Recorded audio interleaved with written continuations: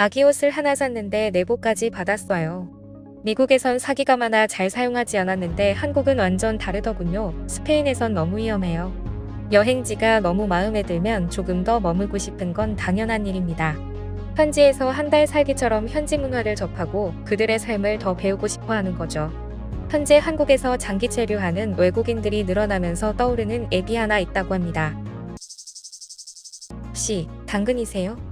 요즘 중고물품을 거래하려고 만나면 판매자와 구매자들이 서로를 확인하기 위해 물어보는 말이죠. 서로 어색했던 눈빛 교환도 잠시 서로가 당근이라는 걸 확인한 순간 의심은 풀리고 웃음꽃이 피는데요. 당근은 중고물품 거래뿐 아니라 위치 기반 커뮤니티를 운영하기 때문에 더욱 인기라고 합니다. 그런데 우리는 잘 몰랐지만 당근이 외국인들 사이에서도 굉장히 유명한 앱이라는데요.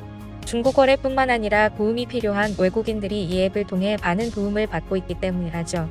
지갑을 잃어버려 도움을 청한 외국인을 위해 발벗고 나선 한국인들의 훈훈한 사연도 있었는데요.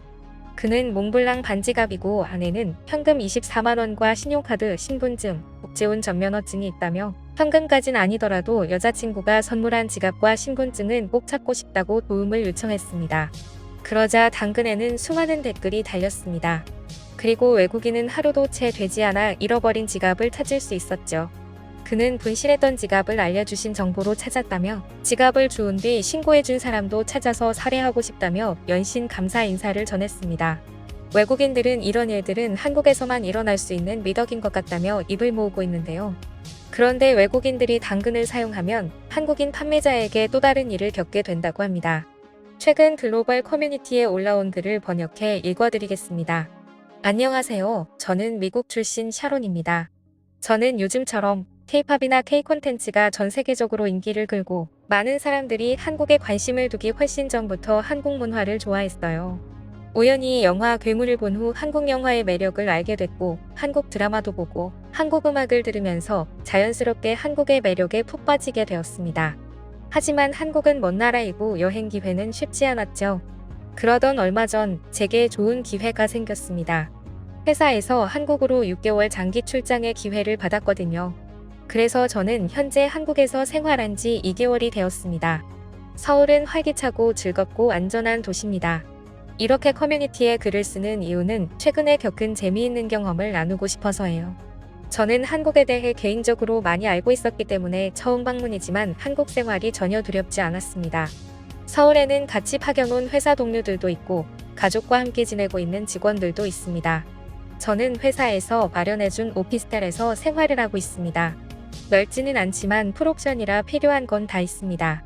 저는 내향적인 성격이라 일을 마치면 집에서 맥주를 마시면서 노트북으로 넷플릭스를 보는 게 일상이거든요.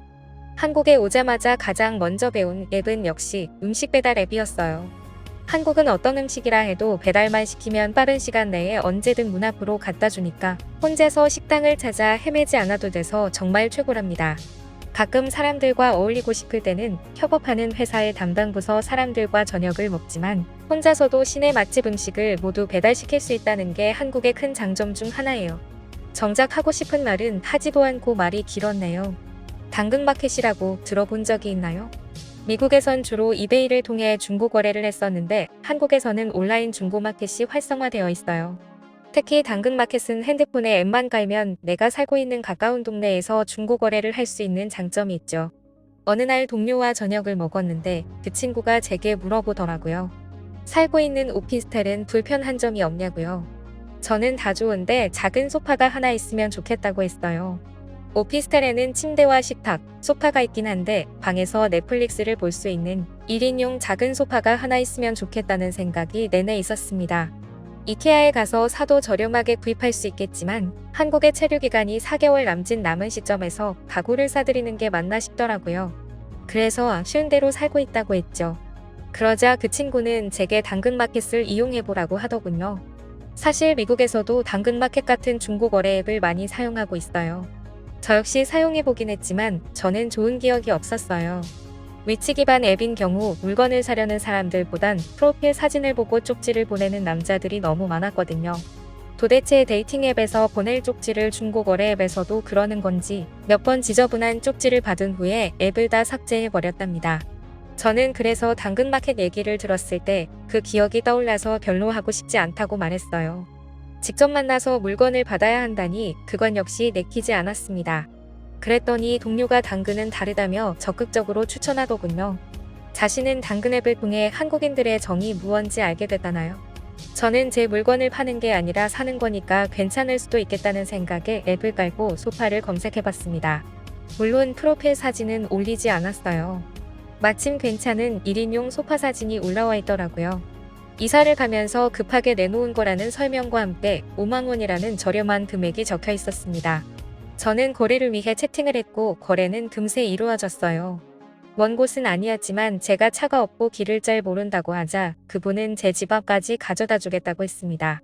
한국 사람들이 무뚝뚝하면서도 친절한 건 잘 알고 있지만 그래도 친절을 그대로 받아들이기엔 불안했습니다.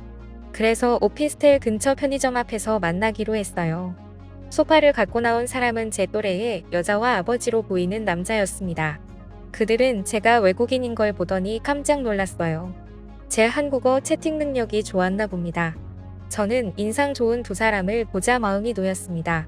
두 사람은 혼자 들고 가긴 무거워서 안 된다면서 제 오피스텔까지 소파를 들어다 준다고 앞장서라더며 아무래도 무거울 것 같아 그들이 가져온 카트의 도움을 받아 셋이 함께 좀 더 끌고 가기로 했습니다. 아버지로 보이는 남성은 집으로 가는 길에 영어로 제게 이것저것 물어보더군요. 저는 남은 4개월간 한국에서 지낼 것이고 그래서 뭔가를 사기에는 아깝다는 말을 했죠. 젊은 여자는 학교 때문에 이쪽에서 살다가 졸업하면서 아버지 집으로 다시 들어가게 됐고 물건을 정리 중이라면서 더 필요한 게 있으면 가져다가 쓰라고 했습니다. 그러면서 사진을 보여주더라고요. 저는 몇 개월 남지 않은 한국살이에 예상치도 못한 살림살이를 더 들여놓게 되었습니다.